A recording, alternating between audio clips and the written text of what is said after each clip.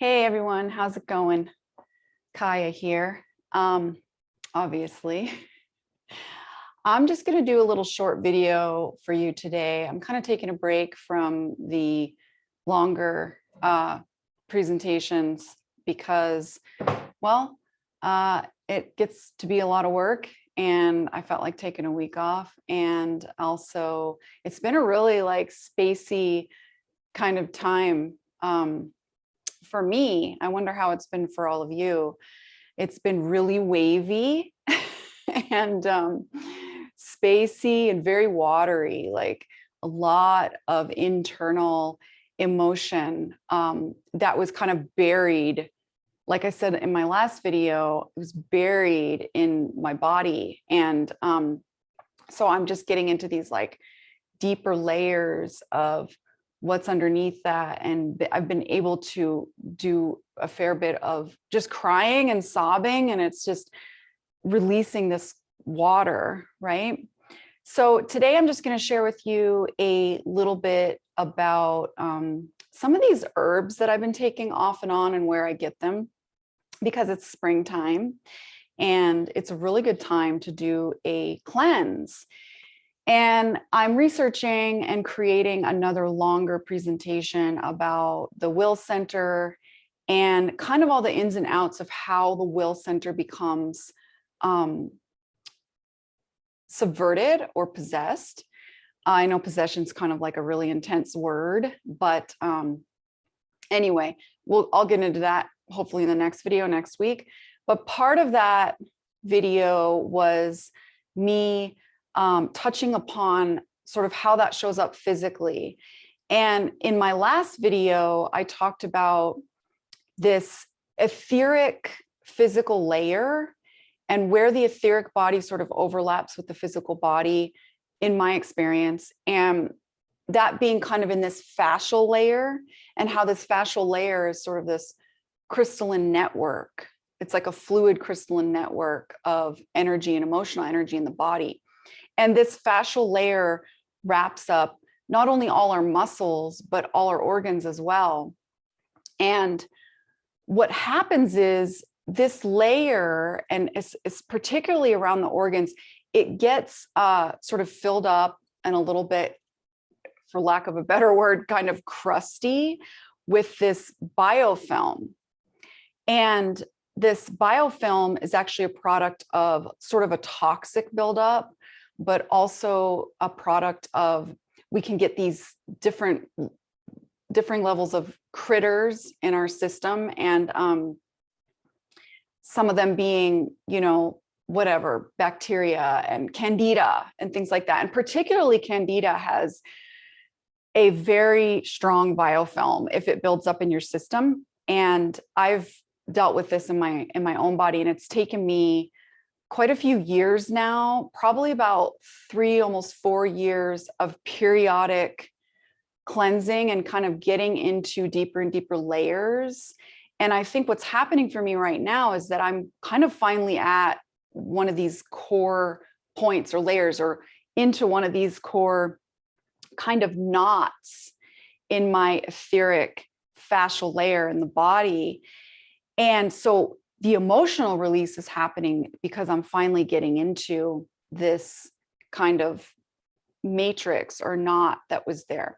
Now, when these matrices or knots, or when this biofilm takes over, it actually really shifts our perception and state of mind, because this toxic buildup and this kind of microbial these microbial sort of colonies, they have their own consciousness too. And consciousness corresponds to frequency, right? And so it literally alters our frequency and our consciousness. And so it's not just on the level of like, oh, I'm low energy, which leads to depression and things like that. It's a literal energetic signature that starts to shift. And so one of the things that's been so paramount in my own process has been this way of being able to periodically cleanse the body of different kinds of biofilms.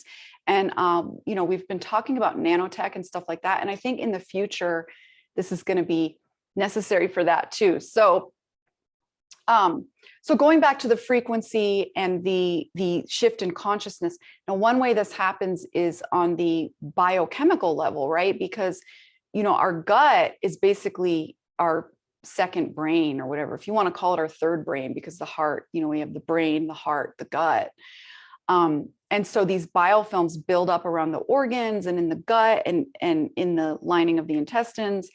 And they literally alter the biochemical processes, because we have this axis between our gut and our brain, right? So our gut and our brain are always in constant communication, and they're sending these, you know, biochemicals like acetylcholine and serotonin, and so these microbes in the gut are actually largely responsible for our mental health, because they produce and communicate these biochemicals, right? And we know that these biochemicals actually change our state of mind. They work with our state of mind and our emotional state. So clearing this biofilm, and not just going in and targeting parasites or targeting bacteria necessarily, but figuring out how to clear these layers of biofilm is really important for awakening and also for mental health in general. And as you saw, there's a disclaimer at the beginning of my video, because I am not a doctor. I am also not a therapist. I recommend everyone consult their doctors, consult your therapist if you're having any issues with your body and your mind or your mental health or whatever. This is just me conveying my experience and kind of what's worked for me and maybe what might work for other people. So along the way, I've tried a lot of different things to particularly work with my liver. And my liver has had what I figured out is that there was actually sort of an encasing of these sort of toxic fats. And this is like when people get fatty liver, they get non-alcoholic fatty liver or alcoholic fatty liver. Mine, I don't know how far progressed it was, but it was to the point where, you know, my metabolism was deeply impaired and my ability to process sugars. So I was getting a lot of sugars in the blood and things like that. And I could trace this all back to how the liver was, you know, filtering and processing the blood. It was stagnating and it was sort of encased with this biofilm and also just this kind of like toxic buildup and the toxic fats. And so I've shared off and on about fasting and keto and all this stuff. I do a diet now. It's called keto. I kind of adapted keto to what works for me. And that's what I recommend for everyone, is that you adapt everything for how it works for you, and you keep track of your process and how you feel. Anyway, I don't want to go on a big rant about that, but I found this company, and they sell Ayurvedic herbs. And the thing with Ayurveda, and I'm not an expert in Ayurveda, but the thing with Ayurveda is that they can figure out, or you can figure out your dosha, which is your sort of disposition physically. And that's based on how the elements show up and interact in your body sort of naturally. We all kind of have a natural disposition, but you can also have a natural disposition and then have these overlying imbalances. So for example, there's three doshas, right? Vata, Pitta, and Kapha. And Vata is like space or air or ether. And Pitta is fire, and Kapha is water. So you can have one of these doshas, then you can have an overlying imbalanced dosha over that. So this company that I found is really cool, because you can actually go take like multiple quizzes. And if you have enough body awareness already, if you're really tuned in with like sort of how your body is digesting and the symptoms you have and things like that, you can go take these quizzes and figure out your own dosha. And then you can explore this whole website, and they have all these really effective Ayurvedic herbs. Now, I would recommend going to an Ayurvedic specialist, right? I would recommend consulting with your doctor as well.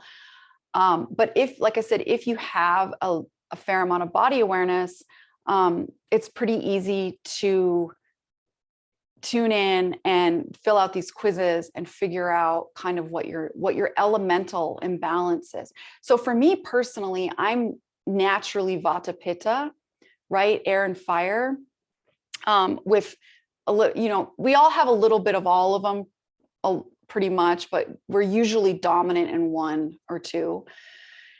And so, but I have this overlying kapha imbalance that I've been working with for a while. And once you figure out what your imbalance is, then you can alter your diet accordingly. So with kapha, for example, I don't really want to be eating a lot of like dense, damp foods, right? Because it's an imbalance of water. So it's mucus often shows up a lot with that. And I think in candida, it's that kind of like hot and damp or cold and damp imbalance. So for me, I figured out, okay, so anything that's going to slow down the fire in my digestion, right? So cold, wet foods, not so great. Now this isn't always the case because salads actually work pretty well for me. But dense foods like breads and things like that, anything that's going to slow down and dampen that digestive fire or the fire that's moving the energy through the organs and everything. So anyway, this company is called Banyan Botanicals, and I'm not an affiliate with this company or anything like that. I'm not making money off of sharing this with you. But they have these herbs, right? This is Triphala. So Triphala is kind of like a general Ayurvedic tonic herb for people mainly use it for moving the bowels and keeping the bowels moving, but I found that it just really enlivens the whole system. And you just take this once at night before bed or once in the morning. But what I ended up doing is I ended up ordering just the herbs for balancing the kapha. And they have different herbs for balancing kapha. Now yours might be different. You might want to balance pitta, or you might want to balance vata. And they also have where they will design a whole cleanse for your dosha imbalance. And they have certain spices that you use, and they do the khichdi and all that. Now, I don't personally, I don't cleanse with khichdi because I don't eat rice. I eat as little rice as possible, I should say, because I do kind of go up and down with carbs and stuff, but I try to eat as little carbs as possible. What I mean is processed carbs, grains and stuff don't work very well for me. So I get all my carbs from vegetables and fruits. So, but they do that. And that does work for a lot of people, that kind of khichdi cleanse. And so if you're looking for a gentle spring cleanse, I would recommend an Ayurvedic cleanse. Of course, after you insult your doctor. That was a little Freudian slip there. After you consult your doctor. Anyway, so that's all I wanted to share today. It was kind of a little bit of just a quick rant. I'm going to get back next week to doing a more in-depth video, like I said, presentation on the will. And so particularly this biofilm, it does indirectly sort of take possession of the will center, because when this biofilm covers the gut, it actually alters your consciousness, and it alters the consciousness of will. It impairs your energy, your ability to act, your inspiration, all these things that you need for the will to project forward, right? All these things you need to have your own original individual will. So anyway, I'm going to talk more about that, I think, in the next video. So thank you so much. That's my little spiel for today. Please like and subscribe and share if you like this video, and just leave a comment and introduce yourself. Some of you I think are coming from Facebook, and I feel a little bit disoriented because I don't know who's who. And even if I know you from Facebook, you have a different name on YouTube. And so I don't really know who people are, which is okay. It's fine because if there's new people, that's great. But I'd love to do like maybe some introductions too in the comments if you feel comfortable with that. Okay, sending everyone love and happy spring and happy cleansing. Okay, bye-bye.